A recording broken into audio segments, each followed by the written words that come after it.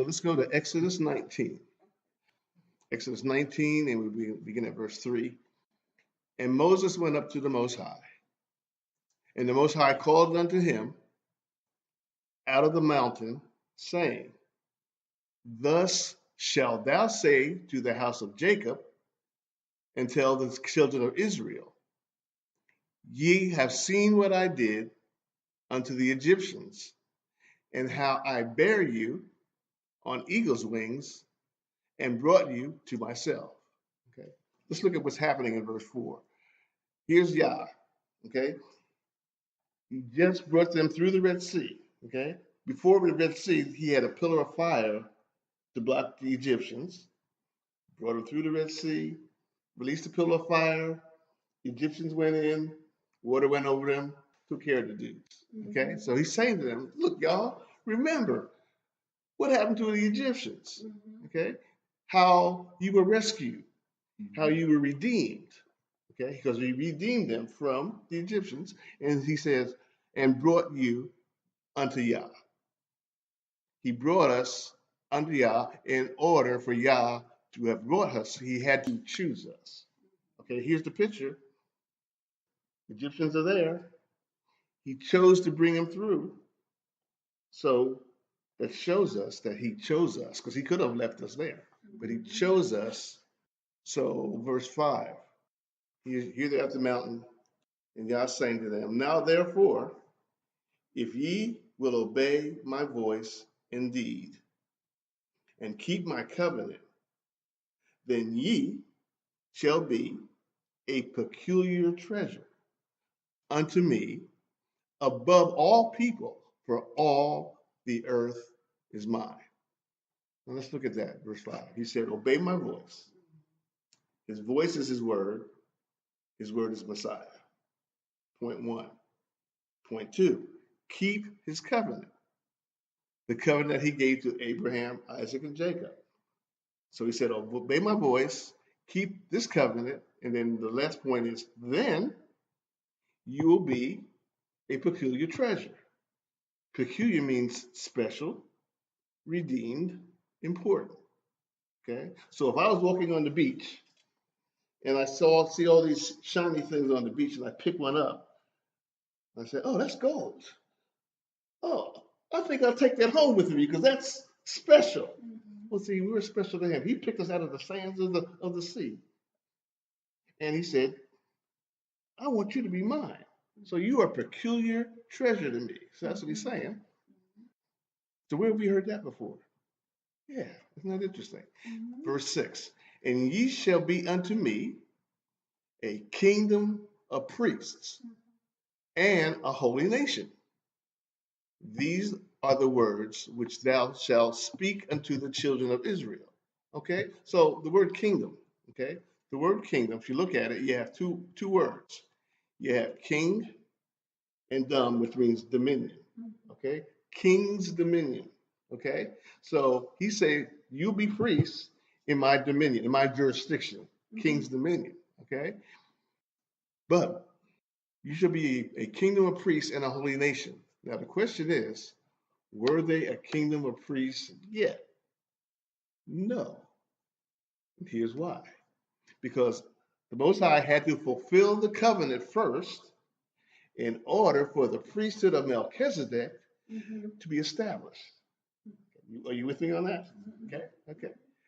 Now we know that in the beginning, Yah, Messiah, who's the high priest, so Melchizedek was already there, but because Adam messed up, there was no establishment because he was in sin. So he couldn't. So he had to create a holy nation so that at the fulfillment of time, the order of Melchizedek can be reestablished. So let's go to Psalms 110. Psalms 110, starting at verse 2 through 6. Okay, verse 2. And the Most High shall send the rod of thy strength out of Zion to rule thou in the midst of thine enemies. 3. Thy people shall be willing in the day of thy power. In the beauties of holiness from the womb of the morning, thou hast the dew of thy youth. Verse 4, here's the critical part. Yah has sworn and will not repent, thou art a priest forever after the order of Melchizedek. The Lord, or the Messiah, at thy right hand shall strike through kings in the day of his wrath. 6, he shall judge among the heathen. He shall fill the places with the dead bodies. He shall wound the heads over many countries. Now, here's the point I believe I'm trying to bring out. Messiah was already priest after the order of Melchizedek in heaven, but the fulfillment of time for the Messiah had not come yet. But when his time had come, when he was on the earth, he began to establish the order of Melchizedek on earth. Now, what I'm doing, I'm putting the dots, and I'll connect the dots as we go. So now let's go to John chapter 5, verses 25 through 27. Okay, 25. Verily, verily, I say unto you, the hour is coming, and now is, when the dead shall hear the voice of the Son of the Most High, and they that hear shall live. For as the Father hath life in himself, so hath he given to the Son to have life in himself, and hath given him authority to execute judgment also, because he is the Son of Man. The dead shall hear his voice. And who's the dead? And there's more than one answer to that. But what I see is the dead are those who have fallen away from following the Most High. Okay.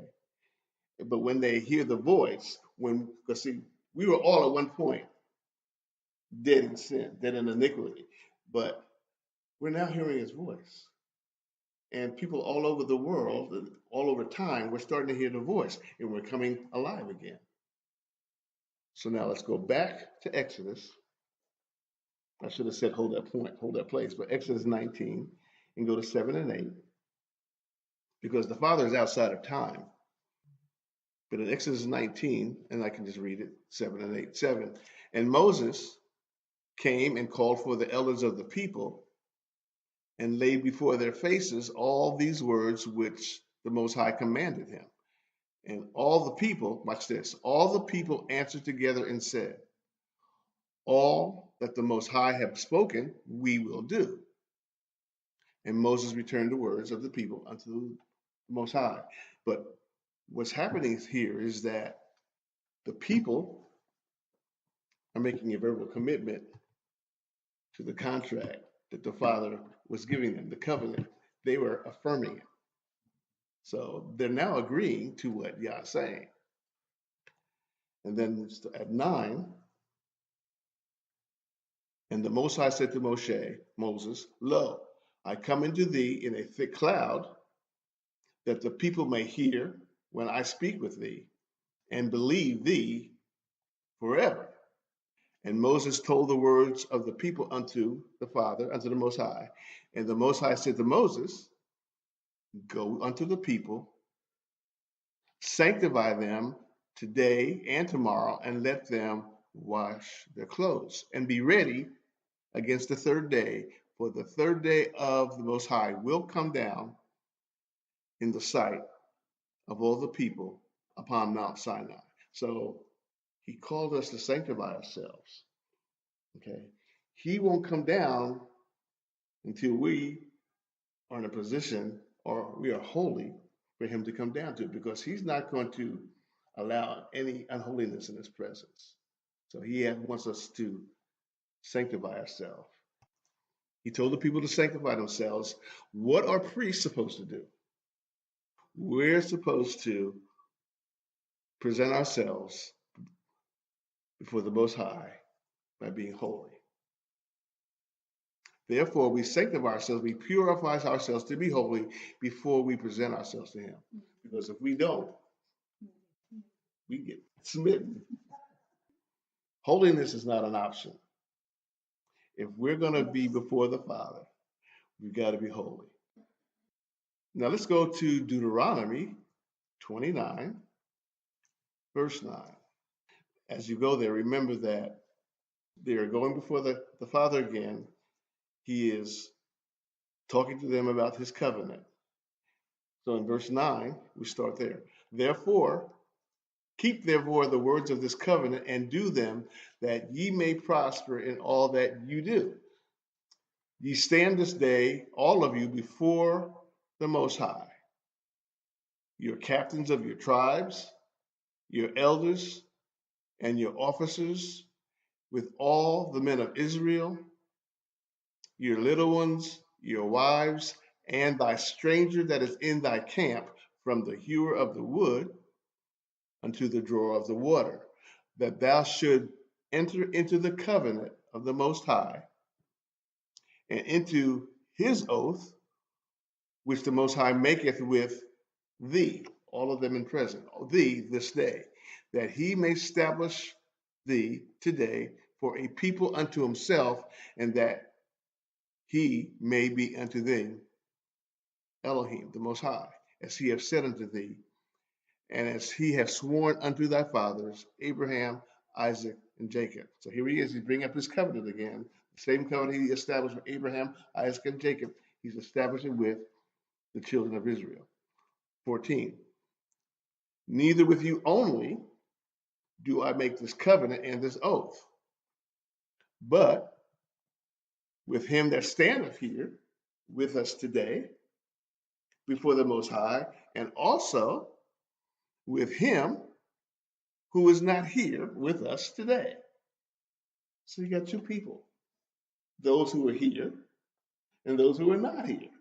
So who is not there? We are not there. The Most High, who is outside of time, knows who will be in the covenant, and he chooses throughout all time, from the beginning to the end, who's going to be there. Now, you know about contracts. This is an inclusion contract for everyone who's not there. Okay. So now let's go to 1 Peter chapter 2, verse 9. Now we're going to connect the Old Testament with the New Testament, or the renewed Testament. Ready? Okay. Verse 9. But ye are a chosen generation, a royal priesthood, a holy nation, a peculiar people. There's that word again, peculiar people, that ye should show forth the praises of him who have called you out of darkness into his marvelous light, which in time past were not a people, but now are the people of the Most High, who have not obtained mercy, but now have obtained mercy. So through the Messiah, we are now the people, and through the Messiah, we have obtained mercy to be the chosen generation. So here we are. We are a chosen generation. Out of all the generations of people, he chose us. But not only did he choose us, but he made a provision in his covenant to include us. Back in Deuteronomy 29:15, he includes us now. Okay, we're a royal priesthood. Exodus 19, verse 6.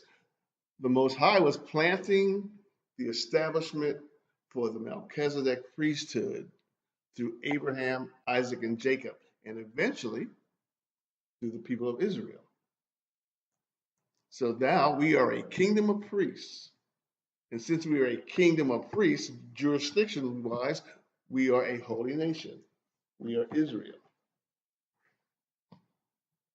So we are a chosen generation. We are not just a bloodline generation, but we are chosen from all the generations. Now, there have been gaps in our bloodline because, when we were scattered, we intermarried, we fell out of covenant. Who's going to be in his covenant? He knows who's going to be in Israel, okay? He knows us and he chose us. So out of all the people, he now has the remains. He has a remnant. And all through scripture, it talks about he's going to have his remnant. Okay. So what is a remnant? A remnant is a small remaining quantity of something. So we're the remaining quantity of Israel something, which is Israel. Okay. And this is why holiness is not an option, because he's going to choose us because he knows within us who's going to be holy or who's going to be the candidate to be holy. Because see, we can refuse to be holy, but he chose us. Holiness is not an option. It is a commandment. We have to be holy. Have to be. Now, we know the Messiah is in the heaven interceding for us, that through his blood we are seen as holy, but we are priests in a dark, dirty world right now. Okay. And we get dirty. My mother would let us play out in the backyard. My brother, Kevin's 2 years younger, but we always played and we get messed up. And we come running the house because we want to be with mom. Mom. And my mother said, stop. Don't you dare touch me. Y'all better clean yourselves up because you ain't touching me. Well, how much more does the father say, y'all got to clean yourself up. You got to be holy before you come to me because I'm holy. So that's the point he's trying to say. The sin of iniquity is dirt, okay? But we must continually cleanse ourselves to be priests, in order to accomplish our function and serve as priests. We all have a function as in the priesthood. So, but we got to be clean all the time. We must sanctify ourselves continuously to be clean, to be holy. Holiness is a condition of the heart. Okay. Deuteronomy chapter 10, and we'll start at verse 12. And now, Israel, what doth the Most High require of thee, but to fear the Most High, to walk in all his ways, and to love him, and to serve the Most High with all thy heart and with all thy soul, to keep the commandments of the Most High and his statutes, which I command thee this day for thy good. Now hold on a second. Which I command thee this day, which I command thee right now. So tomorrow when you read this, tomorrow will be this day. Back then, for them, it was this day. Because he is the same yesterday, today, and forever, this will always stand. To keep the commandments of the Most High and his statutes, which I command thee this day for thy good. 14. Behold, the heaven and the heaven of heavens is the Most High's, the earth also, and all that therein is. Only the Most High had a delight to thy fathers, in thy fathers, to love them. And he chose their seed, which is us, after them, even you, above all people, as it is this day. Circumcise, therefore, the foreskin of your heart, and be no more stiff-necked. Okay? Jeremiah 4:4, if I can read it for you, you can go back to it later, but it also says, circumcise yourselves to the Most High, and take away the foreskins of your heart, ye men of Judah and inhabitants of Jerusalem, lest my fury come forth like a fire and burn, that none can quench it because of the evil of your doings. We're in this dirty world. We're priests, but let's face it, we get caught up in the evil of our doings, but we must continually circumcise our heart so we can be clean, because he sees it all. He's not missing a lick. Am I right? He's not missing a lick. Okay. I think Jeremiah 4:17, it says, for the Most High, God of gods and Lord of lords, a great Elohim, a mighty and terrible, which regardeth not persons, or taketh rewards, not take bribes. You cannot manipulate the Most High. There's no way. We can think it, and probably when we were younger, we used to say, we can get away with this. My dad don't see this. I'm going in into the kitchen, and he says, don't touch that, but you go anyway. And he says, I know what you're doing. I know what you're trying to do. Busted. So how many times have you been busted? I know I've been busted a whole lot. Okay, so circumcise the foreskin of your heart, cut away the worldliness, the part of your heart that has been exposed to the dirt, the sin, the iniquity, the dirt of the world's influence. Holiness is a lifestyle. We can get so caught up in stuff. I mean, I'm driving down the highway and I can easily slip and start. Right. So it's got to be a conscious life that we got to live this, and we got to work on it. We may not get to it right away. It may take us time, but it's something that we have to strive for. Let's go to Romans 12. Romans chapter 12. Oh, good book of Romans. Romans chapter 12, 1. I beseech you, therefore, brethren, by the mercies of the Most High, that ye present your bodies a living sacrifice, holy, acceptable unto the Most High, which is your reasonable service. Reasonable service. I mean, he's done all this for us. What's the least thing he can ask of us? Y'all, I done cleaned you up so many times. Y'all got to do your part. We got to clean ourselves up. We got to take responsibility. That's a reasonable service. And be not conformed to this world, but be ye transformed by the renewing of our mind, that we may prove in ourselves what is good and acceptable and perfect will of Elohim, for the Most High. For I say, through the grace given unto me, to every man that is among you, not to think of himself more highly than we ought to think, but to think soberly, according as the Most High hath dealt to every man the measure of faith. For as we have many members in one body, and all members have not the same office, so we, being many, are one body in the Messiah, and every one members of each other. I mean, here we are a gathering, okay? We have different gifts and skills. We know we have a purpose somewhere, but we all fit together. We are all one body. Even this one gathering, we are still an organism, so to speak. So even though we're different, he's called us to be holy, and he's called us to operate and work with one another to be one unit. Okay. Verse 6, having then gifts differing according to the grace that has been given to us, whether prophecy, we prophesy, according to the proportion of faith, or ministry, let us wait on our ministering, or he that teacheth, on teaching, or he that exhorteth, on exhortation. He that giveth, let him do it with simplicity. He that ruleth, rule with diligence. He that showeth mercy, do it with cheerfulness. Okay, 9. Let love be without dissimulation. We can't be separatists. We can't let stuff separate us. Love has to be constant in our relationship. Abhor that which is evil, cleave to that which is good.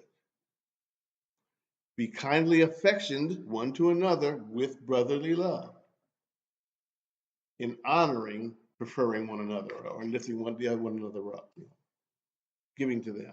11, not slothful in business, but fervent in spirit, serving the Most High. Rejoicing in hope, patient in tribulation. We go through stuff and sometimes we just got to be patient. Continuing instant in prayer. Distributing to the necessity of the saints, of the priests. We give and we distribute given to hospitality. 14, bless them which persecute you, bless and curse not. Rejoice with them that do rejoice, and weep with them that weep, having compassion with one another. 16, be of the same mind one toward another. Mind not high things, but condescend to men of low estate. Be humble to each other. Be not wise in your own conceits. Recompense to no man evil for evil. Provide things honest in the sight of all men.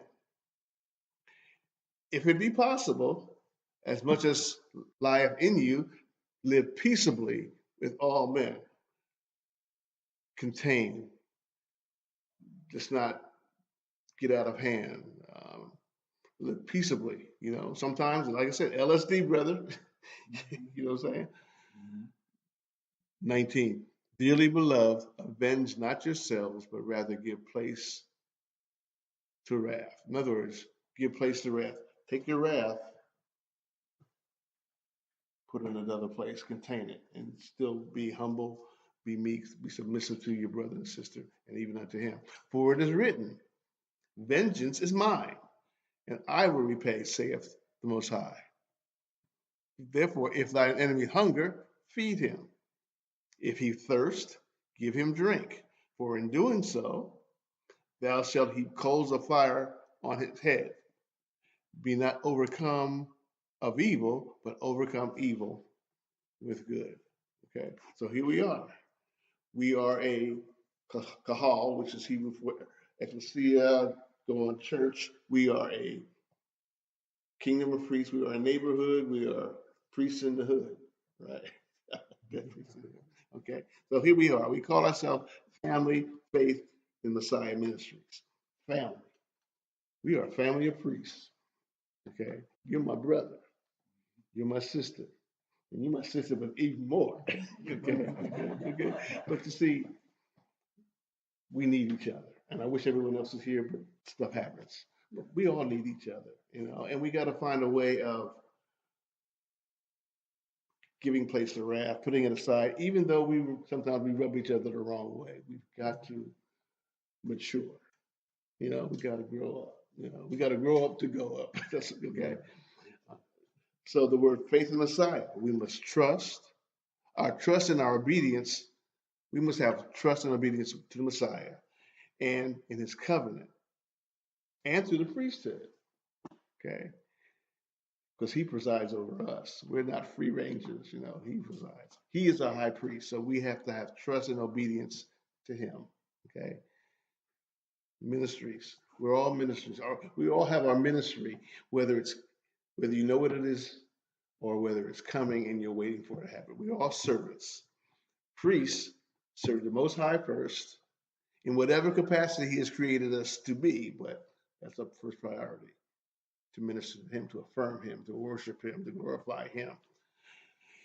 That we should show forth the praises of him who has called us out of darkness into his marvelous light. I'll tell you something. I know how dark it was when I was in darkness. I ain't going back there. I am not going back there. I hope my son sees that. Okay, and I hope my brother sees that. I have two other brothers. One's in Massachusetts, one's in Irving. My youngest brother is not, he's in darkness. Believe me, trust me, he's in darkness. My brother, he's kind of other. My brother in Massachusetts, he may be confused a little bit, but I pray they come out of darkness. And when they come out, praise him that he brought him out of darkness into his marvelous light. I know my son has a call on his life. But I pray that as he's coming out of jail, which is dark, and he is in jail, but he gets out soon, I pray that he has come to the realization that the Father has brought him out of darkness into his marvelous light. And see the contrast. Yeah. So in other words, we got to praise him. We got to worship him. We got to acknowledge him. Holiness is not an option. Now, it should be a desire. It should be a passion. It should be a pursuit to be like him and to be in his presence. So we must use his word as a mirror to allow us to see ourselves as he sees us so that we can be clean before him. So we must pray to the Father, to the Most High, then ask these questions. These are the questions we need to be continually asking. Father, what are the things in my life that's holding me back from being holy unto him? Father, what are the things in my life that I can't see that is holding me back from being holy unto you? Father, what are the things in my life that are holding me back from being your priest in your priesthood? Father, will you please remove these things so that I can be the priest that you chose me to be? That should be our prayer. That should be always be our prayer. And even right now, as we sit here, we can ask ourselves, Father, what is it? What are the things that's holding me back? What are the things I can't see? Reveal to me the things that I can't see because I want to be closer to you. And that's our prayer. And that is the end of the message that he gave me to share with you. Can I share a song that I wrote? Okay. It's called Let Me See Myself. I look into the mirror of the pages of your word, reflecting all my vanities and pride. You open bolted doors in me through scriptures I have heard, revealing all the clutter that's inside. And then graciously you allow me to see me as I am, so I may come repentantly to your throne again. Let me see myself, let me see myself. Oh yeah, I need to see myself so that I may say, Messiah, cleanse me today. Let me see, oh, let me see myself. I look around this world and see the wonders you have done, while asking, Yah, is there a place for me? And then you simply turn me around to see from whence I've come. All through my life, you led the way for me.